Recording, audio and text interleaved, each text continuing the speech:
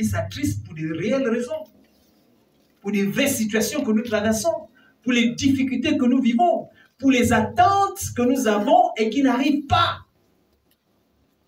Mais même dans ces situations extrêmes, le Seigneur nous dit, soyez toujours en joie. Ne vous inquiétez de rien. Mais en toute situation, en toutes circonstances, faites connaître à Dieu vos besoins par des prières, des supplications et des remerciements. Parce qu'on dit souvent action de grâce, les gens ne comprennent pas. Et des remerciements. Même quand tu n'as pas encore reçu ce que tu demandes, tu remercies déjà Dieu. Ah! Comment? Je n'ai rien reçu encore.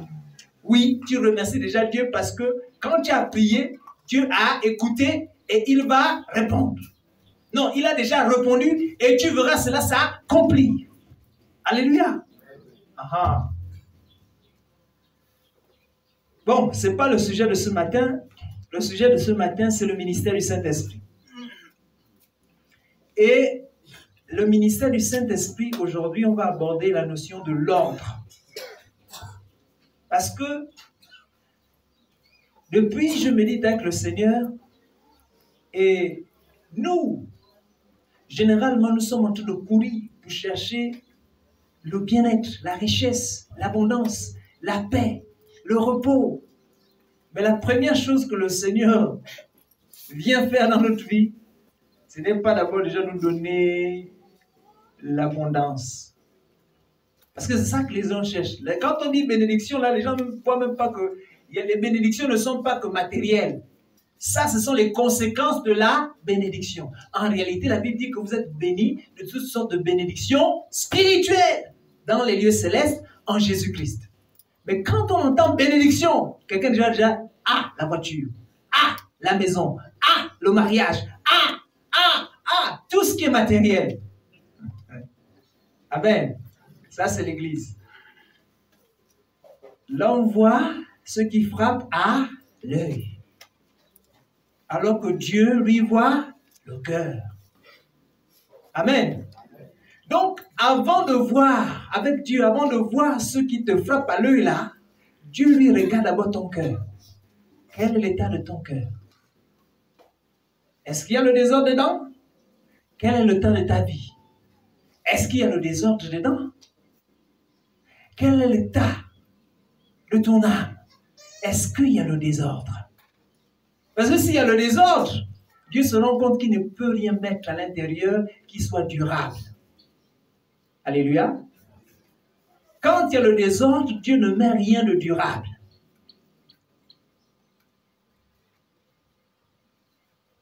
L'Esprit de Dieu ne peut pas venir travailler et opérer des choses là où il y a le désordre.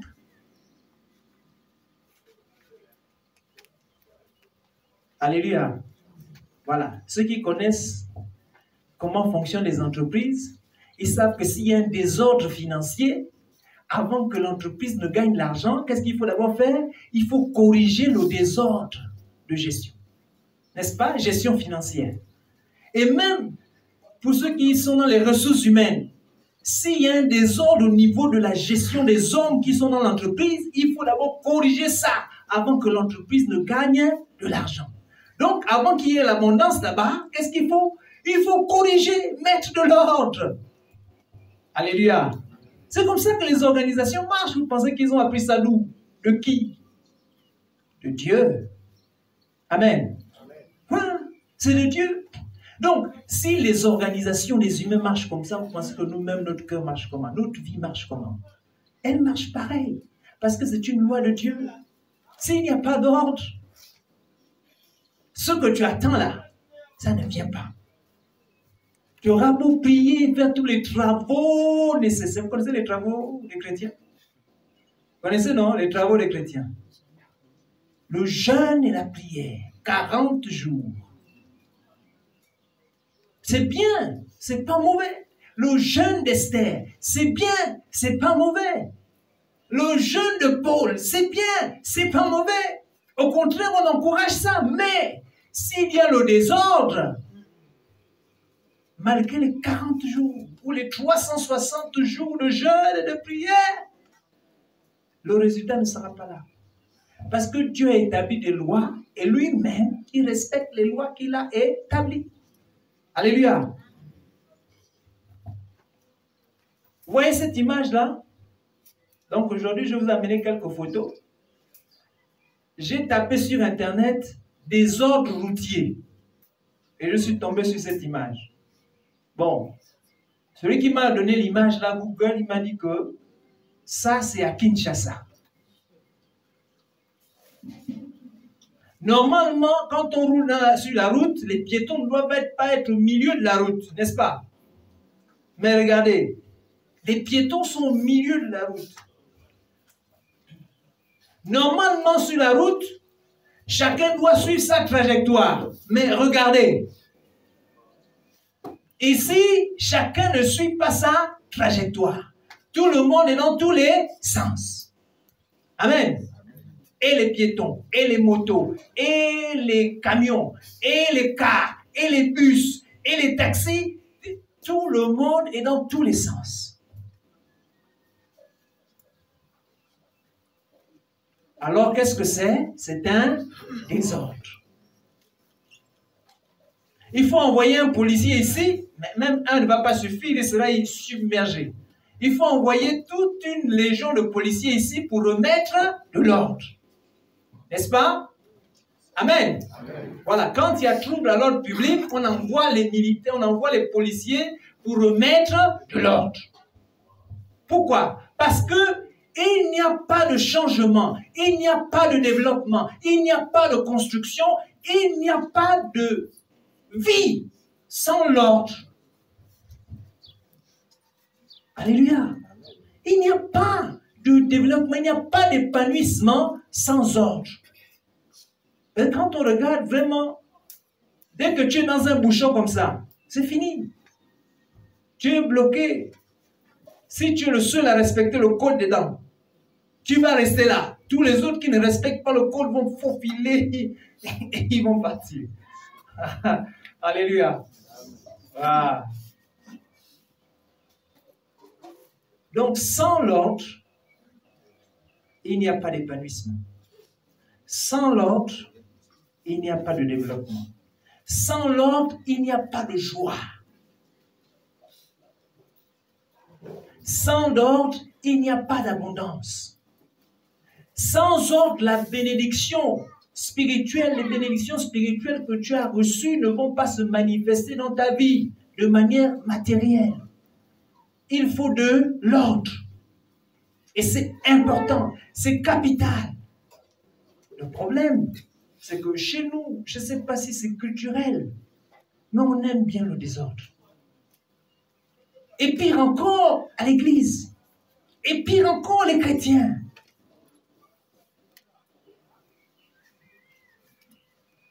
Le dimanche, tu es là. Le samedi, tu es au couloir. Vous connaissez le couloir? Le dimanche matin, tu es ici, le samedi au couloir. Le vendredi au quartier. Donc, il y a plein, on navigue à gauche, à droite, à gauche, à droite. Mais on est dans le désordre. Et puis, quand il y a un travail à l'église, on vient faire le travail. Parce qu'on espère recevoir quelque chose. Mais s'il n'y a pas d'ordre, malgré le travail qu'on va faire, il n'y a pas de résultat. Parce que Dieu a établi des lois. Il faut d'abord mettre de l'ordre. Vous vous souvenez de l'histoire de la multiplication des pains? Dans l'histoire de la multiplication des pains, les gens ont faim. Ils veulent manger. Jésus dit à ses disciples, bon, à organiser la foule en groupe. Organiser, discipliner la foule. On est en train d'attendre un miracle. Jésus va multiplier les pains. Il dit discipliner la foule, organiser la foule. Les disciples ont organisé la foule et puis il y aura donc le miracle des pains. Alléluia. On va voir une autre image. Bon, voilà encore, c'est pareil. Chaos total. On ne sait plus qui va avancer et qui va reculer. Regardez le camion là, il est en train d'aller où, il sort pour aller où, on ne sait pas.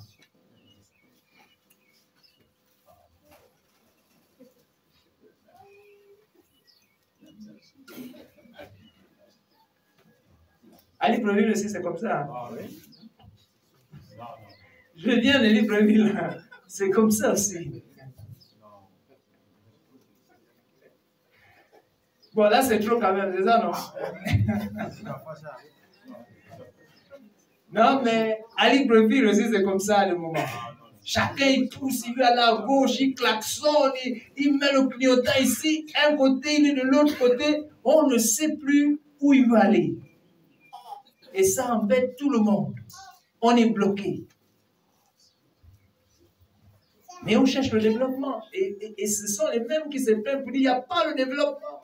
Les choses ne changent pas. Mais pourquoi ça ne change pas? Le président est comme ça, le ministre est comme ça, ils ne font rien. Mais toi-même, tu mets le désordre. Change. Bon, là, j'ai aussi voulu regarder dans les bureaux. On m'a dit, Google à qui j'ai demandé, il m'a dit que ça c'est le bureau le plus désordonné du monde.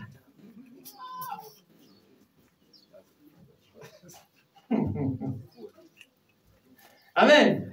Voilà. Donc maintenant si ton dossier est perdu dedans et que tu viens demander mon frère, je veux trouver mon dossier que j'ai déposé il y a 3 mois. Il va prendre combien de jours pour retrouver ça? Il va te dire repasse, repasse, repasse, repasse et repasse. Parce que le temps de se retrouver dans tout ça. Alléluia. Bon, il faut aussi dire que parfois nos administrations sont comme ça. Là, en ce moment, c'est les actes de naissance. Oh non, il faut aller chercher l'acte de naissance à Chibanga. Oh non, il faut aller chercher l'acte de naissance ici. Mais quand c'est comme ça, parce que ce qui est en bas là, les termites ont déjà même bouffé. L'humidité a déjà gaspillé. On ne sait plus où c'est. Il va fouiller, il n'y a plus rien. On te dit, bon, on n'a pas retrouvé. Mais c'est normal, ça a été détruit parce que c'était désordonné. Ça n'a pas été bien archivé. Ça n'a pas été bien organisé. Ça n'a pas été bien discipliné. Mais quand c'est discipliné, oui, c'est quelle année? Année telle de 1969. Ok, attendez, 1969. Oui, c'est bon. C'est dans le casier tel, dans la rangée telle, dans l'étagère telle. Le gars, il se lève, il va dans le casier tel, la rangée telle, l'étagère telle, il fait sortir, tac, c'est là. En moins de 5 minutes, c'est réglé. N'est-ce pas? Mais là, c'est 1 mois, c'est pas encore réglé. Alléluia. Donc, quand il y a des ordres, le développement est difficile. Donc, si chez les hommes, quand il y a des ordres, le développement est difficile, vous pensez que Dieu encourage le désordre? Non, Dieu n'encourage pas le désordre. Il encourage l'ordre. Et il nous rappelle tous les jours. Alléluia.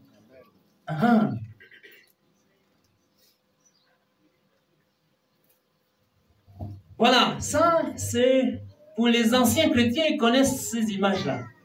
Le cœur de l'homme. Là c'est la brochure, le cœur de l'homme. Là c'est les anciens chrétiens. Les nouveaux, je ne sais pas s'ils ont entendu parler du cœur de l'homme. Mais moi je suis un peu la transition. Donc on connaît encore ces anciennes brochures, on venait présenter ça. Vous voyez, ça c'est un homme triste. Le Saint-Esprit n'est pas dedans. Le Seigneur n'agit pas. Son onction n'agit pas. C'est le diable qui est au centre ou bien lui-même qui est sur le trône de sa vie et il gère. Et à l'intérieur, il y a tout. Le mensonge, la débauche, tout ce que vous voulez, c'est dedans. Et en réalité, même si en façade, il ressemble à quelqu'un d'heureux et d'épanoui, mais dans le fond, il est triste. Ça ne marche pas dans sa vie. Quand on regarde, il a tout ce qu'il faut peut-être. Il a des biens. Nous, comme on regarde toujours à ceux qui frappent à l'œil, il a la voiture, il a la maison, et il a l'argent tous les jours, il fait la fête tout le temps, il a les femmes qu'il veut, il mange ce qu'il veut, donc il est heureux. Non, il n'est pas heureux. Il est triste. il est malade.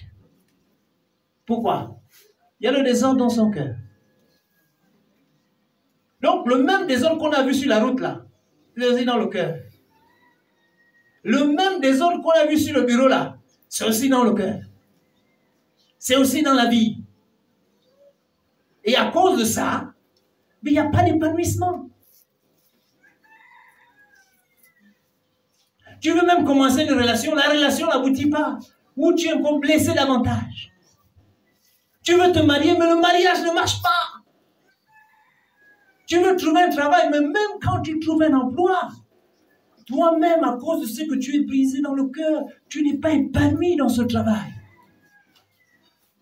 Et donc toi-même, tu chasses le travail. Parce que tu ne viens plus à l'heure au travail, tu ne fais plus ce que le patron te demande, et tu ne produis pas les résultats escomptés. On dit, ok, bon mon frère, s'il te plaît, libère-nous. Congé technique. Amen. Ah, congé technique, les autres sont là, mais toi tu es en congé technique. Dernièrement, j'ai voulu mettre ma voiture une de mes voitures en plan d'eau. Transport. Alors j'ai pris un gars. Au début, c'était bien. Et après, un moment donné, il a commencé à faire. Il ne verse plus les recettes. Il ne garde plus la voiture. Il y a un papier qui a disparu. Le pneu n'est plus dans la voiture. Et à un moment donné, la voiture est maintenant en panne. Donc, c'est moi qui dois encore sortir de l'argent pour aller réparer la voiture, remorquer la voiture. Ça, c'est pas bon. Ça, c'est le désordre. Est-ce qu'on peut garder quelqu'un comme ça au travail? Non. On le vire. Il n'est pas compétent et il ne produit pas les résultats. Alors, je crois que Papa Albert pose toujours la question. Quand notre cœur est dans le désordre comme ça, quand notre vie est dans le désordre comme ça, pourquoi est-ce que Dieu nous laisse vivre alors? Pourquoi? Pourquoi est-ce qu'il renouvelle notre vie, notre souffle de vie aujourd'hui, il renouvelle encore demain, après-demain, la semaine prochaine? Pourquoi on continue à vivre sans produire les résultats que Dieu veut? La Bible dit que nous sommes la lumière du monde, n'est-ce pas? Le sel de la terre. Si le sel n'a plus de saveur, parce qu'il est triste, parce que le cœur est rempli de toutes sortes de désordres, il ne donne plus de la saveur. S'il n'est plus capable de donner de la saveur, il ne sert plus à rien. La seule chose à faire, c'est de le verser et de le piétiner. Alléluia. C'est ça, n'est-ce pas? Mais ça, c'est la parole de Dieu, c'est pas moi. C'est pas si un arbre ne donne plus de fruits parce que il n'est pas bien entretenu, il n'est pas bien, qu'est-ce qu'on fait? On coupe. On le met au feu parce qu'il ne sert plus à rien. Il ne faut pas qu'il occupe la terre inutilement. Bien-aimés, ne soyons pas ceux qui occupons la terre inutilement. Alléluia. Voilà, que je ne sois pas celui qui occupe la terre de Dieu inutilement. Mais Dieu a la solution. Heureusement. Alléluia. Dieu a la solution, heureusement. Acte 1, 4 à 8. Acte 1, 4 à 8. Dieu a la solution. Même si il y a encore des choses qui traînent dans nos vies, qui ne sont pas conformes à ce que Dieu veut, Dieu désire, ça, ce n'est pas un problème. Dieu a la solution. Acte 1, 4 à 8.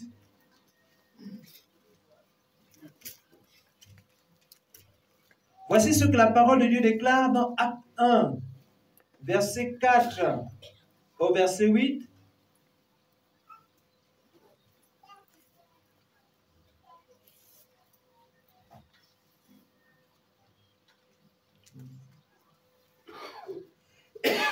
Acte 1, 8, alors je lis la parole de Dieu. Mais vous allez recevoir une puissance, ça c'est le 8, mais vous allez recevoir une puissance, vous allez recevoir une force, celle du Saint-Esprit, qui descendra sur vous. alors vous serez mes témoins à Jérusalem, dans toute la Judée et la Samarie et jusqu'aux extrémités du monde. Alléluia. Si je lis à partir du verset 4, voici ce que dit. Un jour, pendant qu'ils mangent avec eux, il leur donne cet ordre. Ne quittez pas Jérusalem, mais attendez ce que le Père a promis. Moi, je vous l'ai déjà annoncé. Jean a baptisé avec l'eau. Mais vous, dans quelques jours, vous serez baptisés dans le Saint-Esprit. Les apôtres sont donc réunis avec Jésus et ils lui demandent, Seigneur, est-ce maintenant que tu vas rétablir le royaume d'Israël? Jésus leur répond, vous n'avez pas besoin de connaître le temps et le moment où ces choses doivent arriver. C'est mon Père qui décide de cela.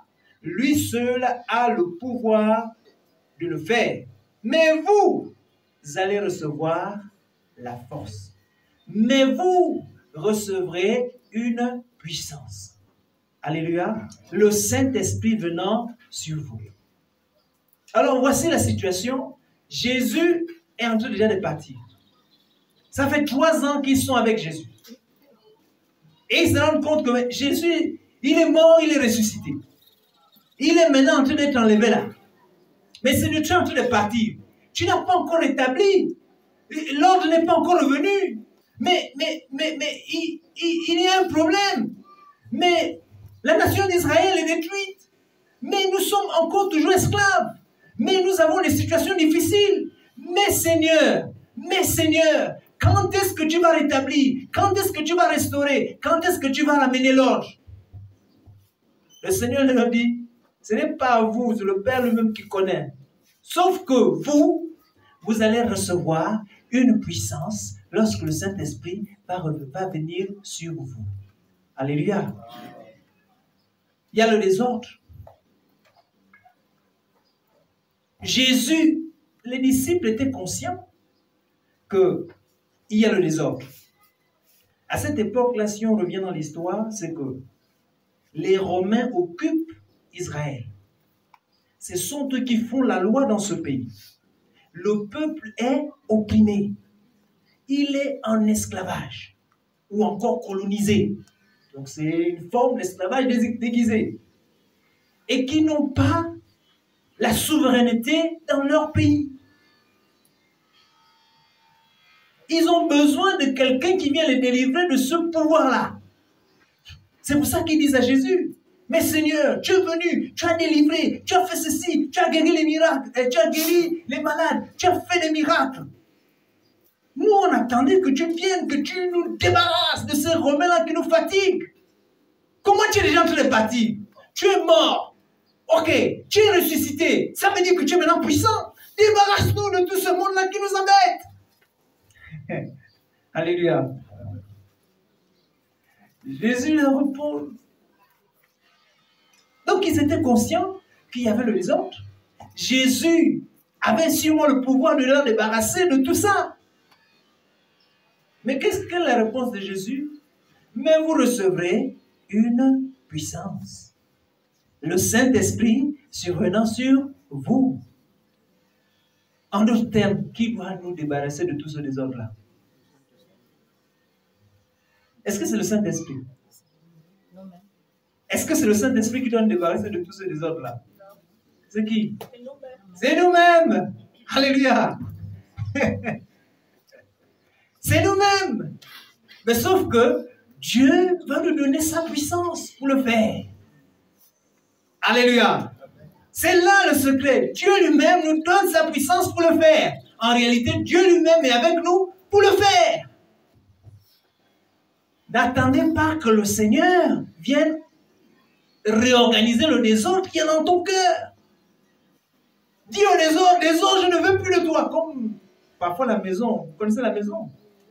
Quand on a passé 1 mois sans nettoyer, tout, il y a des toiles d'araignée partout maintenant là. Tu ne pries pas, bon Seigneur, s'il te plaît, maintenant, qu'un vent souffle de l'Est, qu'un vent souffle de l'Ouest, du Sud et du Nord, et balaye tout ce qui est dans la maison. Bon, il n'y a que les chrétiens spirituels qui peuvent faire ça. Je dis, malgré tous les travaux que tu peux faire, vraiment, pour qu'un vent souffle du Nord, de l'Est, pour venir nettoyer tout ce qui est dans la maison, je ne sais pas. Alléluia. Par contre, qu'est-ce que tu dois faire? Tu dis aujourd'hui là.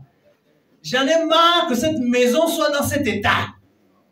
Tu te lèves, tu prends ton balai, tu ouvres les fenêtres, tu fais sortir tout ce qui a sorti, on nettoie tout, de haut en bas. Même derrière les congélateurs, sous la gazinière, on nettoie tout, rien ne doit rester. Alléluia.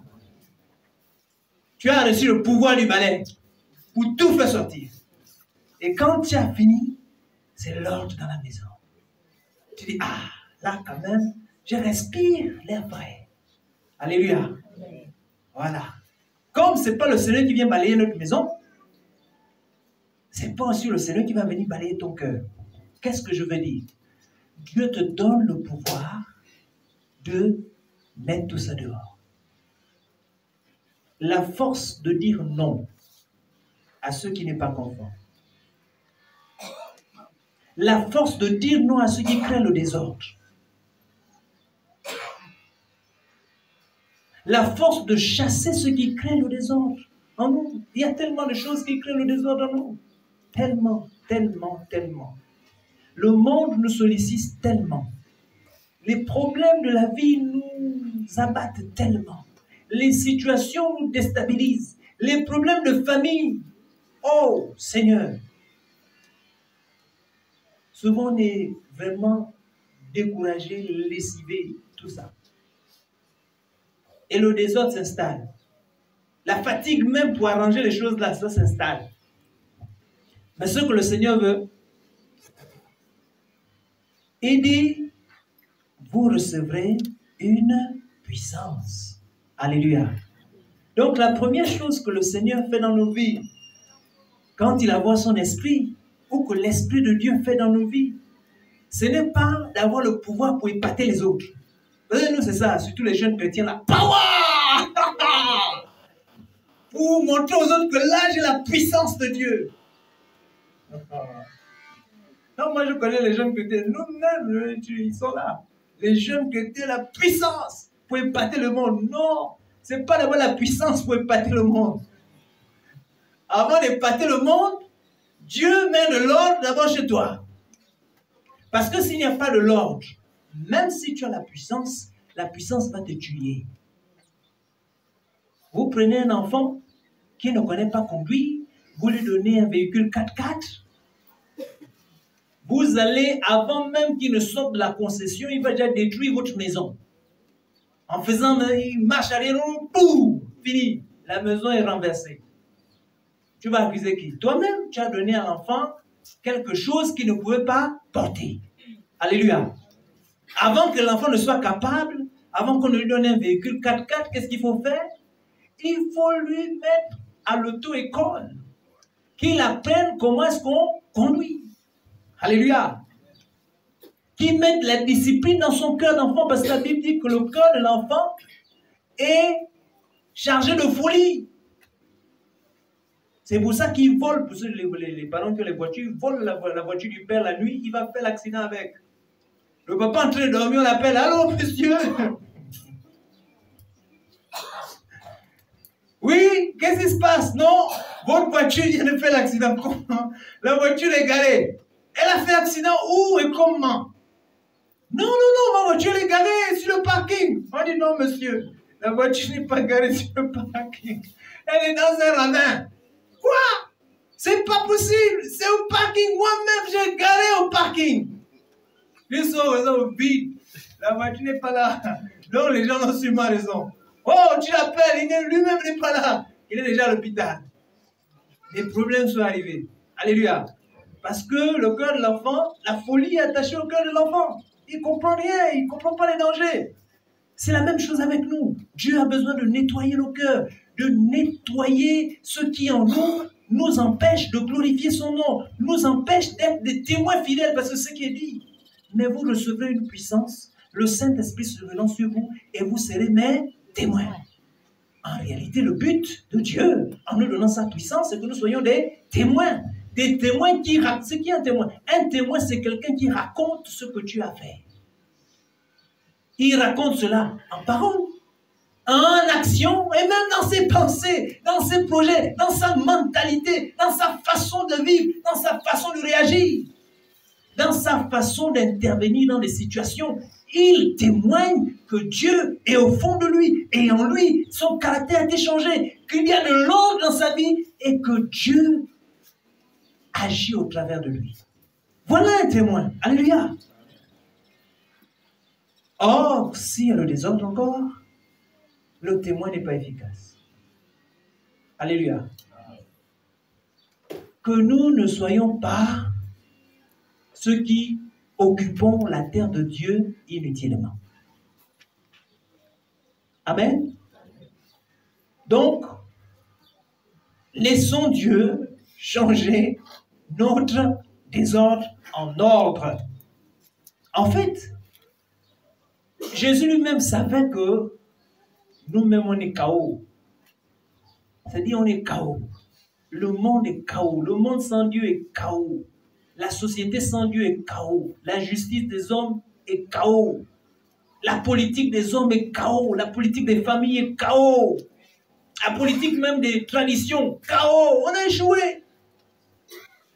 C'est pour ça que Jésus dit, écoute, ne vous éloignez pas de Jérusalem, s'il vous plaît, ne courez pas. Ne commencez pas à partir, aller à gauche, à droite, non. Restez à Jérusalem. Ce que Dieu a promis là, le Saint-Esprit, il viendra sur vous.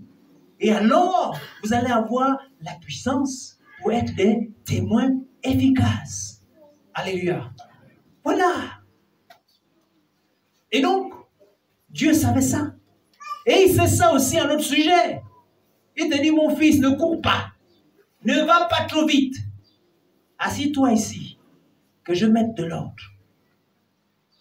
Quand tu vas sortir, alors tu seras un témoin. Alléluia. Mais souvent, notre âme là, a le pouvoir de discuter avec Dieu. Dieu dit, arrête ça. Toi-même, tu as envie d'arrêter, mais lui dit, mon frère, tu vas arrêter quelque chose qui est bon comme ça? Tu ne peux pas arrêter ça. Choisis plutôt de négocier avec Dieu. Tu dis, bon, ok, Seigneur, quand je suis à l'église, je laisse ça dehors. Et quand je sors de l'église, je reprends mon truc.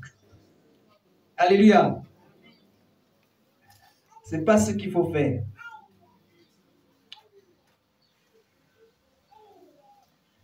Si nous lisons Genèse 1, verset 1, la Bible dit, au commencement, Dieu a créé le monde. Et à ce moment-là, la terre était vide et informe. Informe et vide. Sans ordre. Informe, ça veut dire qu'il n'y a pas d'ordre. Il n'y a pas de forme. C'est le chaos. C'est un désordre total. Mais la Bible dit ceci, l'Esprit de Dieu était là au-dessus des eaux et il attendait de se mettre en action.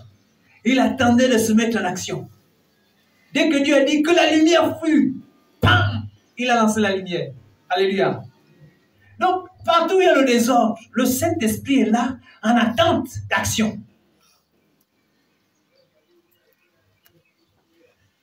Donc, ce n'est pas un problème si tu te rends compte que, il y a encore des aspects de ma vie, il y a le désordre, hein, comme moi. Quand je vous parle là, je parle aussi à moi.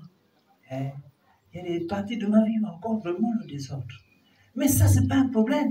Parce que le Saint-Esprit est là. Il est en attente. Il est en attente d'agir. Il suffit que tu demandes à Dieu d'agir sur cet aspect-là, vous allez voir. Il va agir. Alléluia.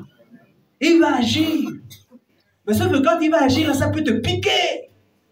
Et il faudra que tu lâches prise. Tu dis, ok, Seigneur, c'est vrai que j'ai tant résisté avec ça, mais ok, j'accepte d'abandonner cette haine qui me ronge depuis longtemps là. ou cette jalousie qui me ronge depuis longtemps là. Alléluia. Oui, c'est ça. Un autre moment où l'Esprit de Dieu agit. Vous vous souvenez de l'histoire du peuple d'Israël dans le désert? Ils sont sortis d'Égypte. Ils sont maintenant dans le désert. Et Dieu décide de construire le tabernacle. Le lieu où on va adorer Dieu. Alors,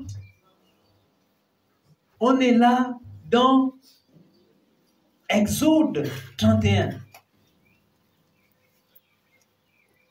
Exode 31. On est là dans Exode 31. Regardez ce que la parole de Dieu dit. Le Seigneur va dire qu'il a rempli un homme de l'Esprit de Dieu.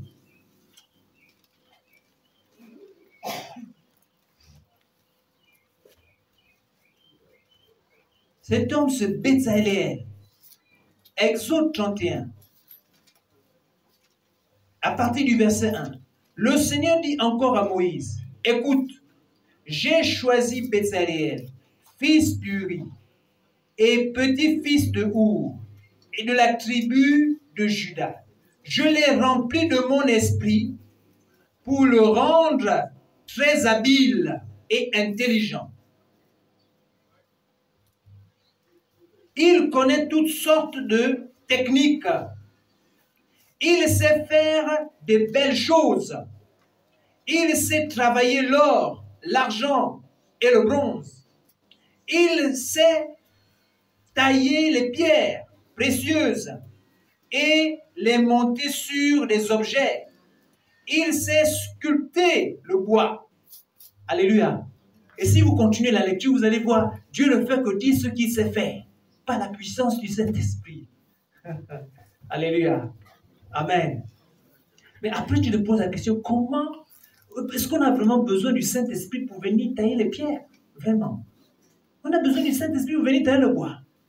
Le bois, là, c'est facile. Tu vas couper le bois, là, tu commences à tailler, et puis c'est fini. On a besoin du Saint-Esprit.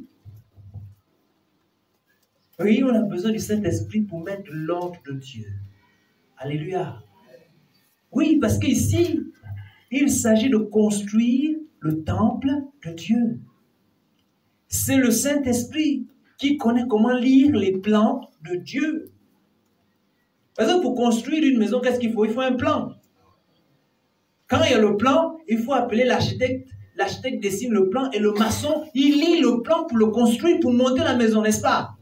Si votre maçon ou votre technicien ne sait pas lire le plan, tout ce que l'architecte a dessiné là, ça ne sera pas votre maison. Ce sera autre chose. Vous-même, bon, peut-être que vous n'allez pas vous rendre compte parce que vous êtes quelqu'un qui ne le connaît pas. Mais si lui-même, l'architecte vient, tu lui appelles, il dit, bon, la maison que tu as dessinée là, les gens la viennent voir. Quand il regarde le plan, ah, tu es sûr que c'est un technicien qui a fait ça? Oui, c'est un technicien. Mais mon frère, quand je regarde ce qu'il y a ici et ce qu'il y a là, c'est différent. Ça n'a rien à voir avec tout ce que j'ai dessiné. Alléluia. Dieu lui-même a fait le plan. Alors il faut l'Esprit de Dieu qui lit, qui sait lire le plan de Dieu pour que cela se manifeste. Alléluia. Dieu lui-même a fait le plan de ta vie. Pourquoi tu veux que c'est un autre esprit qui vienne lire? Il ne va pas réussir, il va échouer. C'est pour ça que la forme est mauvaise. C'est pour ça qu'il y a le désordre. C'est parce que c'est un autre esprit qui vient. Non. Demandons au Seigneur, Seigneur, s'il y a encore un aspect de ma vie qui... C'est sûr qu'il y a des endroits où ça va. Mais si cet aspect-là, Seigneur, que ton esprit vienne lire ce plan-là. Parce que je pense que moi-même, j'ai essayé, j'ai échoué. J'ai même demandé de l'aide à quelqu'un, il a échoué. Alléluia. Amen. Et en faisant cela, vous allez voir ce qui va sortir de vous. Sur les jeunes là, ne suivez pas les modèles, les top modèles, les idoles, non. Vous êtes unique. Tout le monde est unique. C'est ce qu'on a appris la semaine dernière, n'est-ce pas? Nous sommes tous uniques. Notre don est unique. Notre talent est unique. La manière même dont nous allons exercer le talent est unique. C'est pour ça que deux maçons ne se ressemblent pas. Ou deux menuisiers ne se ressemblent pas. Ils ne vont pas faire les mêmes choses. Ce sera différent. Alléluia. Et donc, nous avons besoin de mettre l'ordre.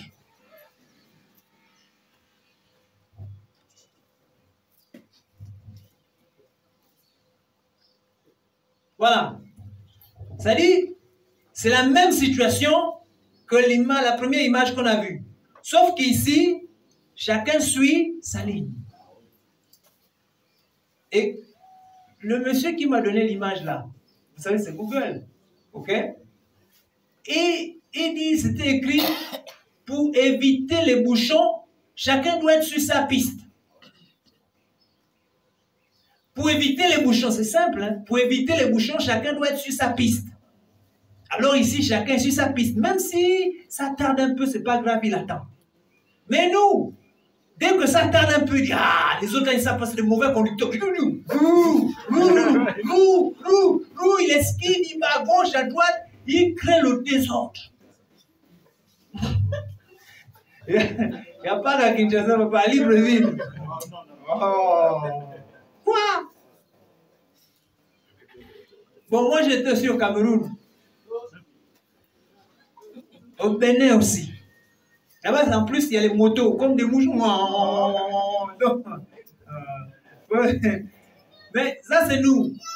Regardez. Il y a aussi le bouchon. Mais chacun reste sur sa trajectoire. Or, qu'est-ce qu'on voit dans l'église? Dieu t'appelle au service de la garde d'enfants. Toi, comme tu vois que l'autre chante bien et qu'on aime les gens qui chantent bien, toi aussi maintenant, tu veux aller là-bas pour bien chanter. Embouteillage, désordre. Tu mets le désordre dans ton cœur, tu mets le désordre dans le plan de Dieu et tu mets le désordre dans l'église. Parce que tu es en train d'usurper ce qui n'est pas à toi. Mais il n'y a pas que dans l'église. Même dans les familles, là. L'héritier, c'est tel. Comment lui aussi, il va hériter. Et puis je sais que s'il prend là, il va donner à personne. Il va voir ça. On va faire des intrigues pour détruire la vie de l'héritier. Alléluia. Ah, nous on est comment? On est trop bizarre. Mais ça c'est le cœur de l'homme. C'est-à-dire, ce n'est pas une affaire d'intelligence, ce n'est pas une affaire de passé, de présent. Le cœur de l'homme est mauvais. C'est pour ça qu'on a besoin du Seigneur pour mettre de l'ordre dedans. Mais ce n'est pas fini. Dans nos sociétés, dans nos administrations aussi. En réunion, tu dis bon, à partir de dans 3 mois, le directeur va être muté ailleurs, donc nous sommes en train de réfléchir pour trouver qui sera le prochain. Ah là, la bagarre a commencé. Chacun veut maintenant se placer ou placer quelqu'un qu'il connaît. Or, celui qui parle comme ça, il a déjà ciblé parmi vous tous qui est à même de porter la charge et d'assumer les responsabilités avec ordre. Mais vous là, vous êtes non, oh non chef, vous savez celui-là, c'est un mauvais, il est comme ça, il est ceci, juste pour mettre vraiment de la mauvaise graine dans la tête, dans l'esprit de celui qui va choisir. Et il va faire un mauvais choix, l'entreprise va couler. Alléluia. Oui, ça c'est nous. Pourquoi? Par cause du désordre. On crée le désordre là où il y a l'ordre.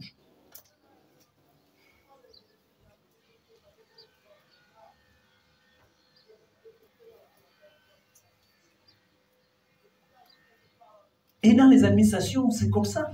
Là, en ce moment-là, les élections arrivent. Vaut mieux ne pas rentrer dedans. Mais, en prélude aux échéances à venir, les gens sont en train de se préparer. Quand tu regardes à la télé, tout le monde est déjà en train de s'agiter à gauche, à droite, pour se positionner. Être là, moi je vais être là, je vais... Ah! Tout le monde ne peut pas diriger un pays. Non. Parfois, on n'est même pas encore compétent, laissez les autres. Ou parfois on est déjà trop vieux et laisser les autres. Mais non. On crée le désordre. Et après qui souffre? C'est le peuple. C'est nous qui souffrons. Nous qui ne cherchons pas là-bas.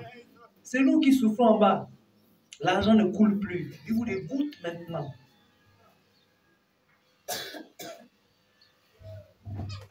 Donc, s'il vous plaît, restons dans notre trajectoire.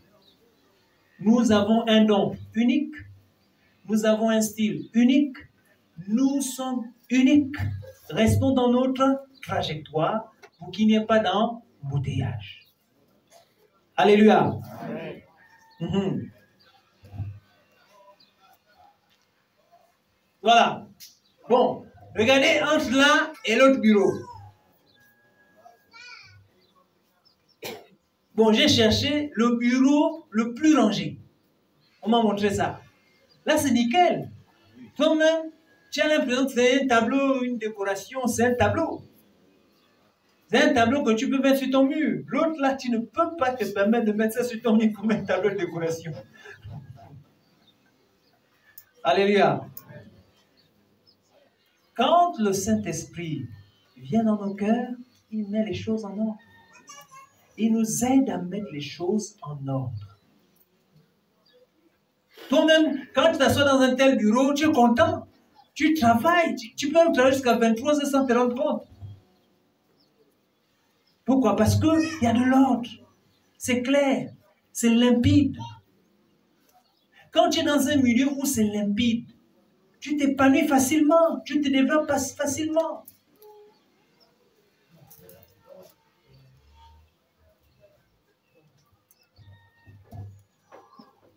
Et les résultats sont là, tout le monde est content.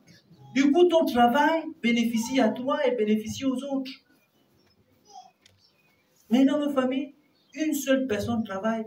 Les problèmes que ce type-là, tu ne peux pas imaginer.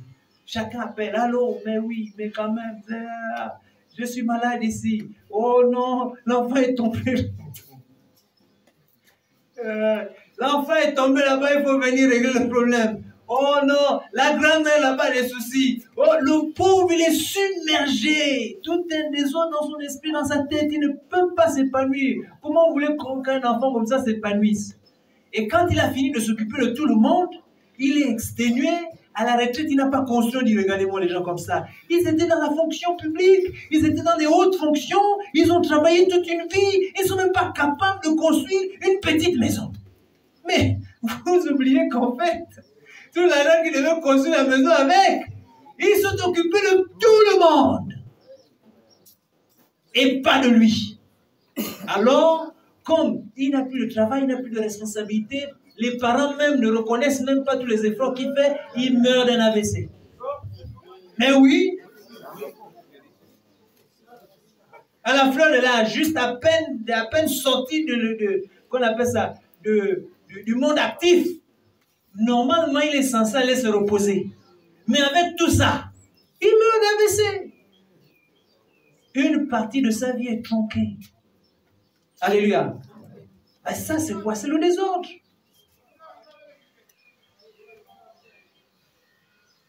On fait peser sur les autres tous nos problèmes.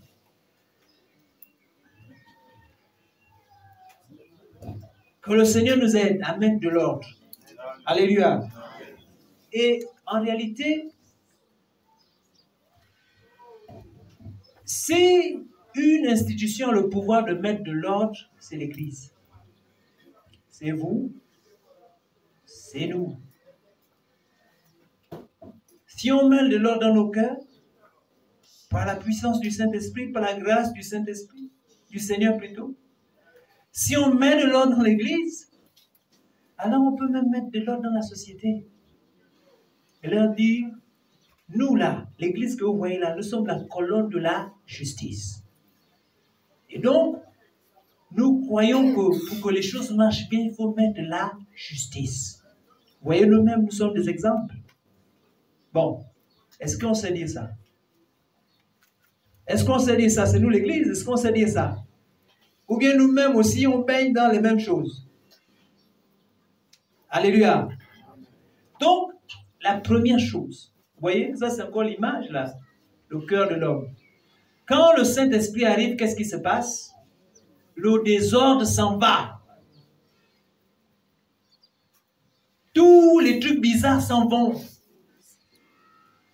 Le Saint-Esprit ne peut pas venir et puis le désordre reste. Si le désordre est encore là, ça veut dire que le Saint-Esprit n'est pas actif chez nous. Peut-être qu'il est attristé parce qu'on peut attrister le Saint-Esprit. Mais c'est l'Église de prendre conscience de cela. Actuellement, on cherche des emplois, des justes, des personnes qui peuvent mettre l'ordre, qui peuvent remettre l'ordre social, des personnes qui peuvent avoir des valeurs morales claires et nettes. Quand ce n'est pas moi, je ne prends pas. Alléluia. Mais il faut que le Saint-Esprit soit le maître, l'autorité principale, celui qui gère. Or, nous, on n'aime pas se laisser gérer. On aime se gérer nous-mêmes. Tu dis, Seigneur, oui, je sais que je suis chrétien, mais laisse-moi d'abord gérer mes affaires. Non. Alors, lisons. Éphésiens, Galates 5. Pardon. À partir du verset 13. Qu'est-ce que le Saint-Esprit vient faire dans nos cœurs? Mes frères, vous avez été appelés à la liberté, seulement que cette liberté ne devienne pas un prétexte pour la chair. Par amour, faites-vous plutôt esclaves les uns les autres. À ça, esclaves les uns les autres. Parfois la Bible aussi. Hein. Faites-vous esclaves les uns les autres. Ah! Donc, ça veut dire que je deviens esclave de mon frère. Non. Lui, il peut être esclave de moi, mais pas moi. Non? Quand même. Là, c'est comme ça que nous, on raisonne. Quand tu lis ça, tu dis non, Seigneur, oui. Si lui, il est esclave de moi, j'accepte. Mais moi, esclave de lui, mais biche, je ne peux pas accepter ça. Surtout quand je vois le frère là, hypocrite comme il est, je ne peux pas être son esclave. Jamais. Car toute la loi est comprise dans une seule parole. Celle-ci, tu aimeras ton prochain comme toi-même. Alléluia. Mais si vous vous mordez et vous vous dévorez les uns les autres, prenez garde de ne pas être détruits les uns par les autres. Ah, si vous vous mordez, comme nous là, on aime se piquer. Pour ça, c'est bien visible quand vous êtes à deux. Vous connaissez le mariage, le couple. Chacun se pique. Tu piques l'autre, l'autre te pique. Après, ça finit en bagarre. Bon, en tout cas, ceux qui sont mariés, ils comprennent pas ça. Mais ceux qui sont en couple et mariés, ils comprennent ce que je suis en train de dire. Alléluia. Amen. Voilà. Si vous faites ça, vous allez vous détruire l'un l'autre. Je rappelle souvent ma femme, on se rappelle, dit, écoute, sœur, nous sommes une équipe. C'est-à-dire qu'une équipe, c'est nous deux contre l'autre. Ce n'est pas l'un contre l'autre. Alléluia. Amen. Voilà. Donc, quand ça commence à être chaud là, tu dis, écoute, nous sommes une équipe. On est ensemble. Si on perd ensemble. Si on gagne ensemble. Alléluia. Amen. Voilà. Donc, il ne faut pas se piquer. Trouver le moyen de reconstituer l'équipe. Quand l'équipe est détruite, vous perdez le match. N'est-ce pas, non? Voilà. Si l'équipe est déstabilisée, on perd le match. Donc, reconstituez l'équipe, s'il vous plaît. Les papas, les mamans, reconstituez l'équipe.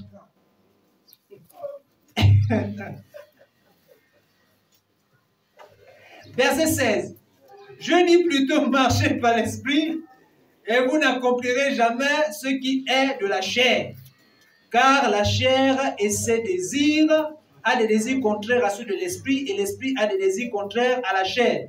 Ils sont opposés entre eux de sorte que vous ne fassiez pas ce que vous voudriez. Mais vous êtes conduits par l'esprit. Vous n'êtes pas sous la loi. Or, les œuvres de la chair, c'est quoi? Ce sont l'inconduite sexuelle, désordre, impureté, désordre, débauche, désordre, idolâtrie. Aimer quelque chose plus que Dieu, désordre, sorcellerie, désordre, hostilité. Hostilité, ce sont les disputes là. Désordre, dispute, désordre, jalousie, désordre, la colère, désordre, les ambitions personnelles trop élevées au point de détruire les autres, désordre, division, désordre, dissension, désordre, l'envie. L'autre a quelque chose, ah oui, quand même, si moi aussi je pouvais avoir un truc comme ça. Ah, donc Dieu là, toi tu ne donnes qu'aux autres, à nous là tu ne peux jamais donner. Mais tu es même quel Dieu? Ça là, dès que tu commences à prier comme ça, ce n'est plus une prière. Tu es déjà en train d'envier l'autre. Désordre.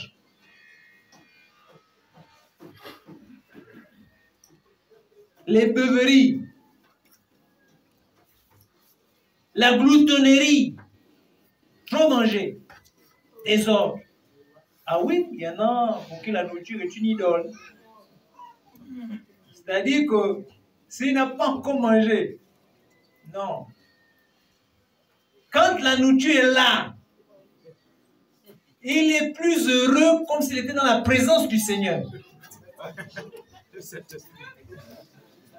Le Saint-Esprit vient chez lui quand la nourriture est là. Oui, oh, vous pouvez lui donner tout. Non, ça là, c'est... Mais dès que la nourriture, il commence à sentir la bonne odeur. Ça vient, ça sort. Quand il regarde, il dit oui, ça, il s'assoit heureusement. Déboutons l'eau. Il s'installe. Allez. Alléluia. Voilà. Donc, là, la nourriture est une idole. Quand il demande de jeûner, oh non, moi je ne peux pas jeûner. Non. Alléluia. Donc, les fanatiques de la nourriture, il faut faire attention. C'est une idole. Tout ça, c'est le désordre. La télé. Ah, ça. J'ai commencé à lire et j'ai vu des gens qui écrivent des choses. Parfois, tu dis non, ils mentent quand même. Les gens qui ont changé le monde, qui ont bouleversé le monde, ils n'ont pas d'écran chez eux. Ça te fait réfléchir. Hein? C'est-à-dire, ceux qui créent même les télés là, et ils n'ont pas de télé chez eux. C'est un mensonge ou c'est une réalité?